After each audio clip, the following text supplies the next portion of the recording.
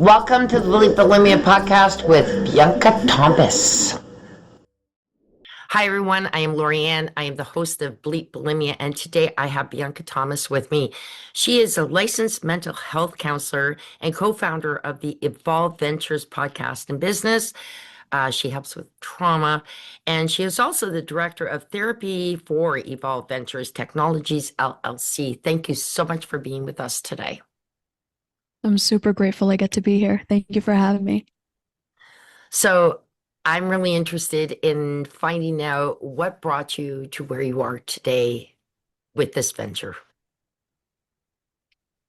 I was a little kid in a very chaotic home who grew up in that chaotic home, developing a lot of mental health disorders and challenges because of everything that was going on and being the scapegoat and the black sheep of the family. So I ended up developing borderline personality disorder from a very young age.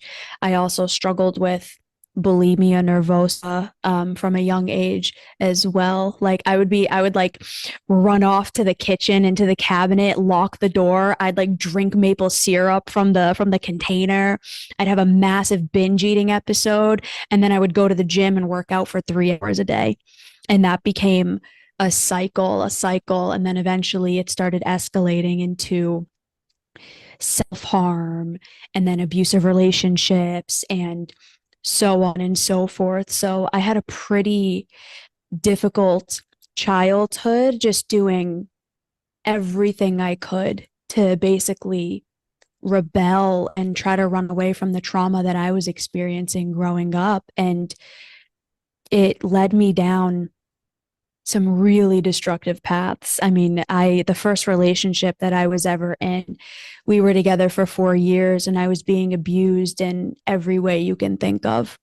And I stayed as long as I did for the sole purpose of not letting my parents say I told you so, because they didn't want me having anything to do with him. So I leave that relationship and I'm just a nightmare. I'm a mess at that point. I had no idea who I was. I had no idea what safety meant. My relationship to myself was non-existent. It was just terrible. And I just felt like my life is so empty and meaningless. And that continued for years and years and years, even though I had had my degree in psychology. Like I went to school, I got a bachelor's degree. I'm supposed to know all of this stuff. I went to school for this. And it didn't matter. It didn't matter at all. So eventually the years go on, and I was always like an existential kid. My first therapy experience was really transformative for me. And that's actually what made me want to get into therapy and like being a therapist. So I'm in therapy. I was this existential kid. I'm always trying to like understand why things are happening and how and what it mean and blah, blah, blah, blah, blah. And eventually I end up connecting with these two mentors who very different pasts, but similar personalities. Like just cared so deeply about growth and development and getting better and being better. And through them and through like what I learned from them and exploring myself, I ended up meeting Emilia, my business partner, my mission partner. And we started from there. So we built Evolve when COVID happened. We started our podcast. We, started these really wonderful things, but I was still miserable. I still hated myself. I was still struggling with body image issues. I was still struggling with the way that I coped with my own challenges through relationships and through food and exercise and all of these different ways that were never really helpful. And it had actually gotten so bad that me and my business partner, Amelia, we actually almost split. Wow. And she was like, I care about you so much, because we were best friends too. Like it was really beautiful. And she's like, listen, we can split and I will love you from afar, and you do you, and we'll leave it as is. Or go actually do the work. Go actually get help. Go actually, navigate these things because I can't keep seeing you ruin your life. Mm. And I thankfully chose that one. So for the last 5 years, my life has basically been doing the work that I never had and then getting to help others do the same through everything that we get to do here at Evolve. That's absolutely beautiful. And that is a big reason why I have this podcast is to send out a message to my listeners, the ones that are struggling. And I have I mean, bulimia, it's midlife bulimia because there's a lot of people. I was 48 when I finally recovered. That's midlife. And there's a lot of women who are still Yeah, going through that. Some of them are in their 60s. And I just want them to feel what I feel, the freedom of not going to food, to be able to sit at Christmas time and have a meal with your family and not worry about trying to find a bathroom somewhere where no one's going to hear you anymore. Like it's the freedom. And so people like you who are here on my podcast are the ones that I hope that my listeners are going to listen to. And, they'll find, because everybody has a different feeling of um, comfort in that. So what you were saying, you went out and you found someone who helped you, and then you brought it forth, and that's very important. You have to be comfortable with the person that you choose to help with your recovery. 100%. It's make or break. If you don't feel safe with your therapist, if you don't feel safe with, or if you're eating with like a recovery coach or anything like that, it'll it'll make or break a relationship, and it'll make or break what happens to you. And if you actually get the help that you need, it is one of the, it's just like dating, right? It's like if you're with a bad partner, you're going to feel terrible about yourself. Well, if you're with a bad therapist, or if you're working with someone that you don't feel safe or connected to, or the you don't want to talk to them, or you don't believe that they know what they're talking about, even like relatively from a personal experience, why would you trust them? Why would you trust anything that they say? Why would you listen to their feedback? You wouldn't. And you bring up a good point, and I've brought it up in some of my past podcasts where I went to one therapist and she was a recovered anorexic. But she was so extreme, and she was a psychiatrist. Okay, so it was not counseling there. Like my first one was wonderful, but this lady scared the heck out of me. You're gonna die. It's just like it was like, and Oh then my God. I had a male one. He was actually pretty good, even if he didn't really understand, and he was honest about not understanding the whole being a bulimic, because if you're not one or you haven't gone through an eating disorder, it's hard to understand. My mother still struggles with it, but she's accepting it finally, um, that I was. Her sister was, by the way, too, believe it or not, a bulimic. And she brings that up now. But they didn't know what it was back then. I mean, my mom's 90, so think about it, right? Like back when my aunt was bulimic, there was no word for it. But Right. interesting thing, he did say something that I find a lot of people struggle with. He says, you're like a China doll, um, cold on the outside, but very fragile. And I love that term, and I'll always remember him saying that. And I'm not really cold on the outside, like I'm very friendly and stuff like that. But I feel that I have a space. If anybody gets too close to me, it's like, can you move back?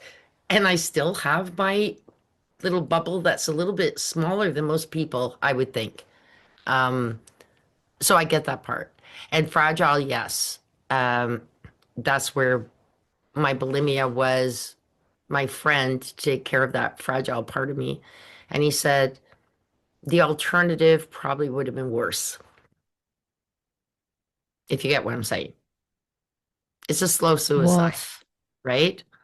And so the alternative would have I been had a 100%. I have a client that I'm working with. I've been seeing her for about 3 years now, and she struggled with severe anorexia and bulimia. She kind of had both. Um, it was so bad. So she had a severe history of trauma from the time she was 2 up until the time I had seen her. She was in her mid-30s already. Nonstop trauma. Every kind of trauma you can think of, this woman has struggled with it. So she comes to see me and she looked like a ghost. Like when I first saw her, she just had, it was like her face was completely sunken in. It Oh, was just pure bone and skin. It was just like it was terrifying. Not for me to see in like a judgmental way, but just like the pain that she was struggling with. It's like it's all over your body. You don't get to that place if you don't have unbearable pain.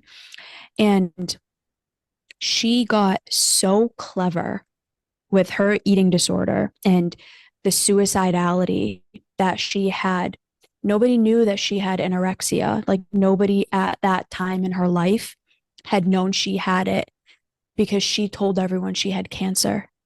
oh, And she got a doctor's note and she falsified documents to tell everyone that she had cancer because she was planning on ending her life.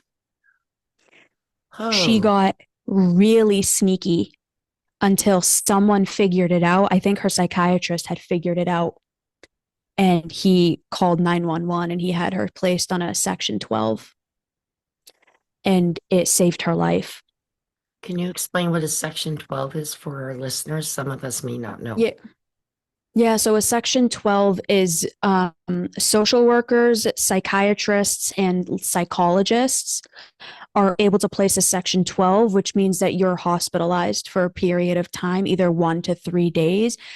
It's meant for people who are at risk of attempting to harm themselves or are at a risk of harming themselves or potentially harming others. So I've worked with a lot of clients with severe eating disorders and I've yet to see a case where it doesn't come from some sort of significant trauma Wow. or some So, sort of like severe worth challenges that are rooted in emotional trauma or mental trauma or physical or sexual or some sort like that. I believe that one of I was on Instagram watching you, and I really was. It's fun because they're, I mean, I have about the attention span of a like my dogs, my Chihuahua. Um, but it's nice to watch. And one thing that you were saying in one of them, traumas can be not just big ones, it can be small ones. And I believe, like I had a great childhood, so I just kept wondering what caused me to become bulimic. I mean, I was 18 years old. I know that part of it was that um, I mean, when I was little, I was told that I was fat. I wasn't fat, but I was also tall and heavier. So all the kids, when we were weighing ourselves in front of all of them, and this is in like grade two or something, grade three, whatever. Oh, you're fat because I was weighed more because I was taller. And so that always stuck in my head. But I didn't realize just how much it stuck in my head until I was 16 and diet started. And my sister told me I had to lose 10 pounds for her wedding because I was overweight. Um, and then I started Yeah, that'll dieting. do it.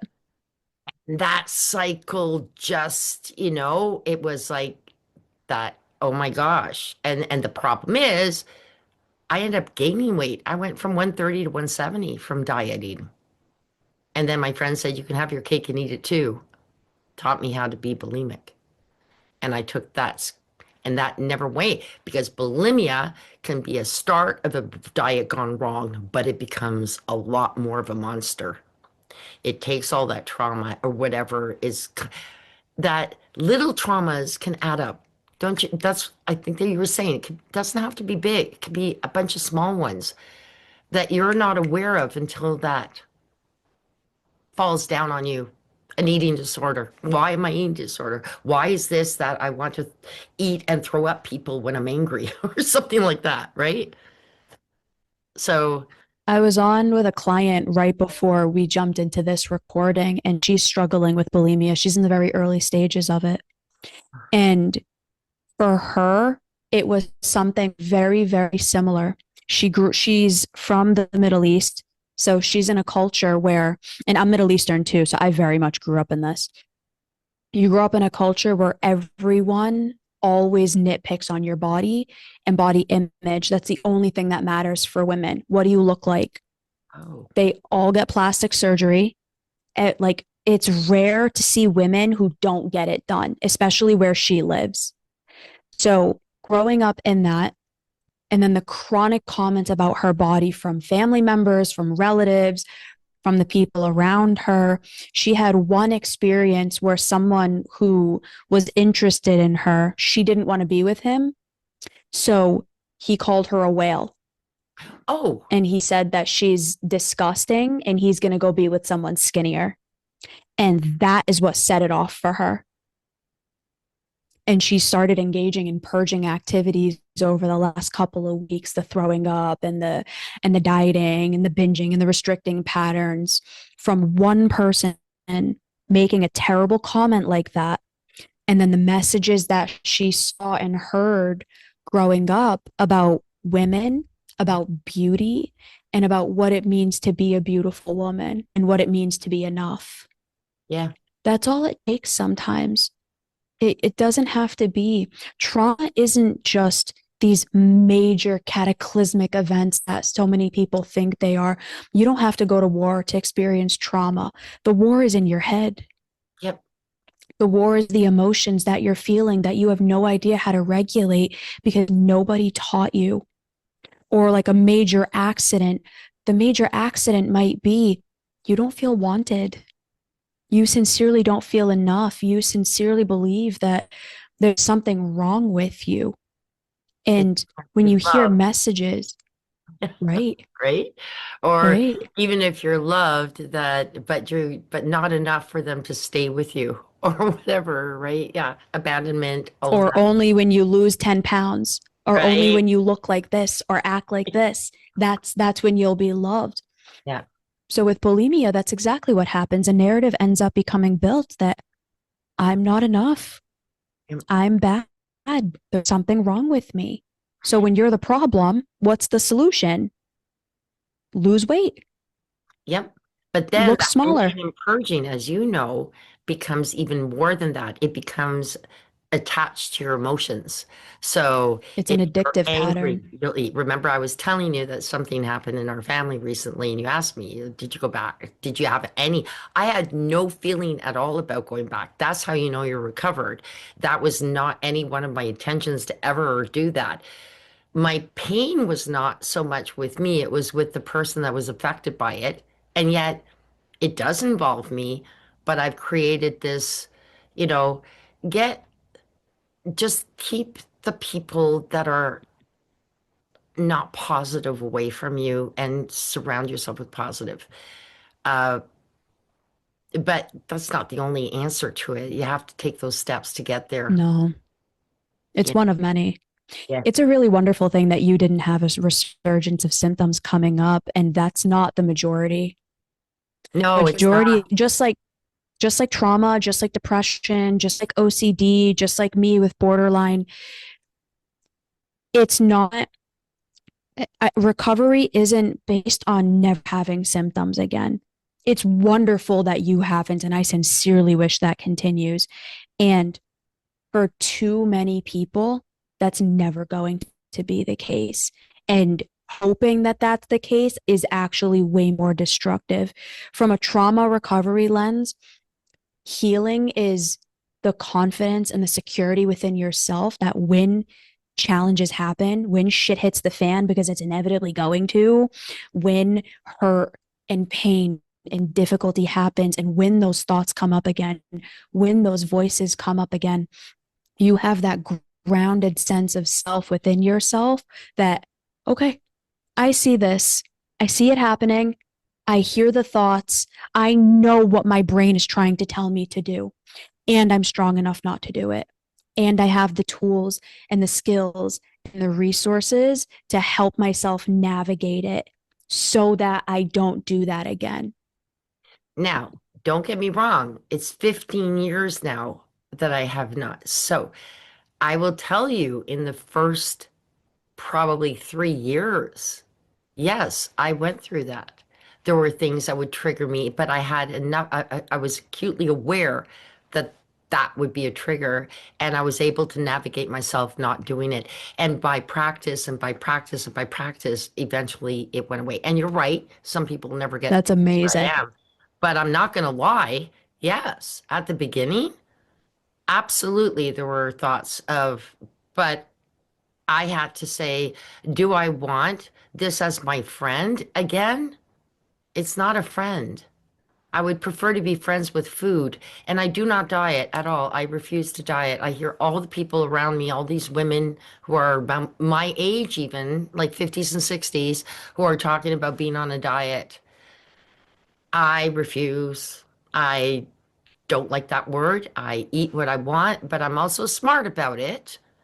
Um, But yeah, no, I think diet is like the worst word they ever came up with since the 1980s when it boomed, you know? So, um, It's become very highly weaponized. it really has. I like that word. Thank you.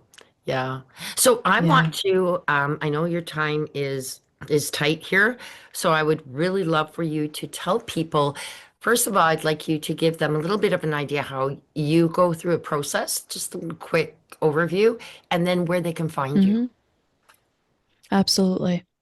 So I'll start with that. Easiest place to find me is actually on my social media. So I'm on Instagram, TikTok. The best place to reach out to me is on Instagram because I'm active on there. Evolve with Bianca. Or you can go through our website, evolveventurestech.com. We're highly active on there. And we have a ton of resources on all of those. So we have our podcast. We do one-on-one therapy and coaching. We have articles that I write every week. We have event that we do every single month. We have a lot in the pipeline. So for anyone who's struggling, you can reach out to us that way.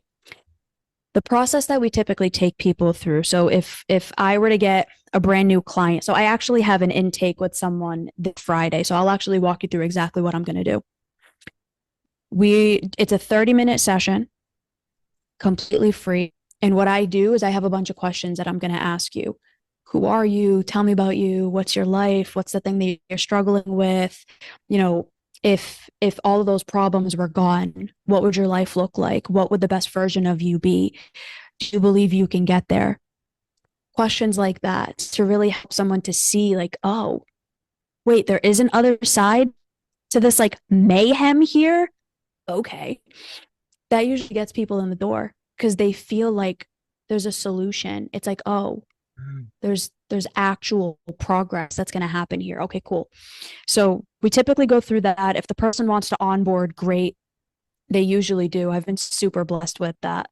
So they'll onboard, and then we do an intake process. And in that intake process, I have structured questions that I go through with the person.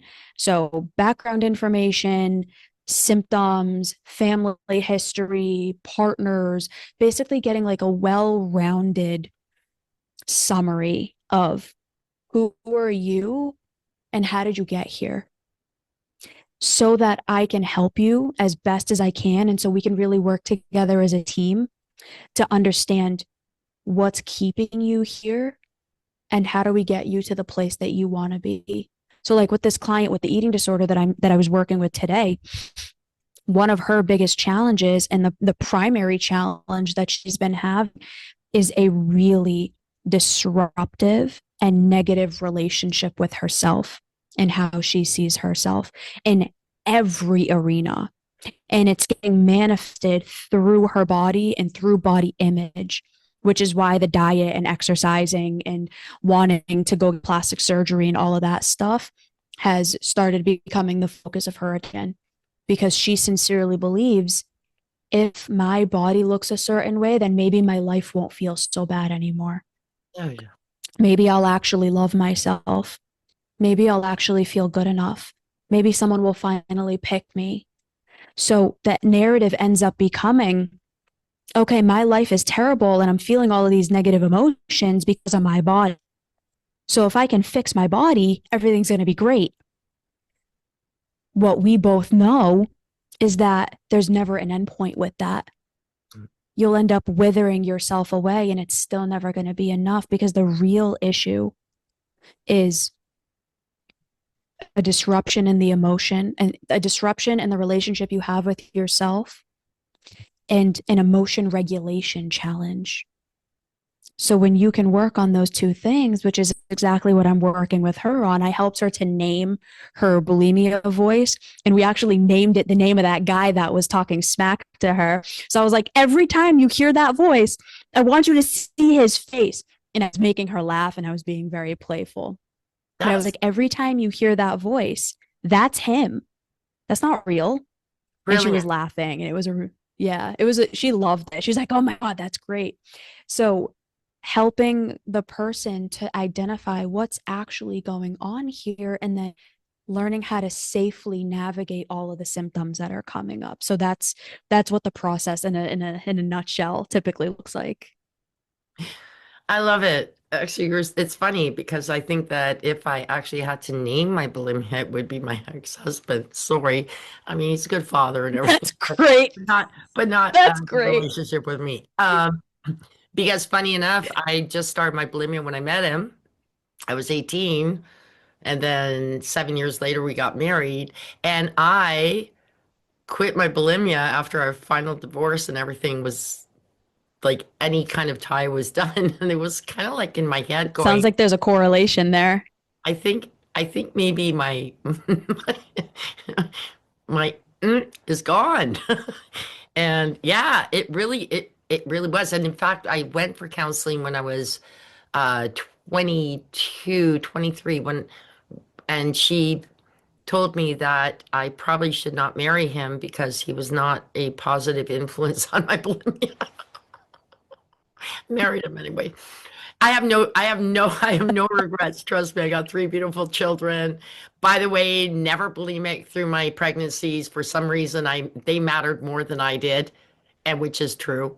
So I had a life in me that I was caring for, so I was not bulimic. But after they were born, back to it. It was like, it's interesting thought Yeah. that you care for your kids so much. Even if you don't even know them, but you don't care for yourself that much. And that's where I love that you're saying that's where we need to grow to love ourselves that much. Yep. Women are taught to care for others more than they care about themselves. We are literally brainwashed into it from the time we're born. Yep. From the time we're born, we're taught to be little caretakers. So it's easy to take care of other people more. It's easy to focus on everyone and everything else. And then eventually to believe that their opinions matter more, that what they think matters more, what their perspectives are, their wants, their needs, their boundaries matter more. And that's also a really significant challenge that can lead to bulimia when you sincerely believe that you don't matter. Everyone else matters more. Yeah. You're going to engage in behaviors that demonstrate that. Bulimia is one of them. It's an addictive cycle. Bulimia, drug abuse, substance abuse, toxic relationships, getting in and out of that cycle, they're all very similar. True. That's lovely. You know what? I just so enjoyed this talk. Absolutely grateful that you were here again. I'm grateful to all my I'm guests. super This grateful is to be really here. important for me to get the word out and love your message. Absolutely. Thank you. And I love that it is very much something that I know my listeners will be able uh, to connect with, and that's what this is all about. So thank you for your time. And again, I don't know. I'm going to say thank you again. And we'll Thank you so much for having me here. I'm sincerely grateful. thank you. Take care, and you have a great rest of your day. You too. Thank you for listening to this episode. Be sure to visit me at bleepbulimia.com.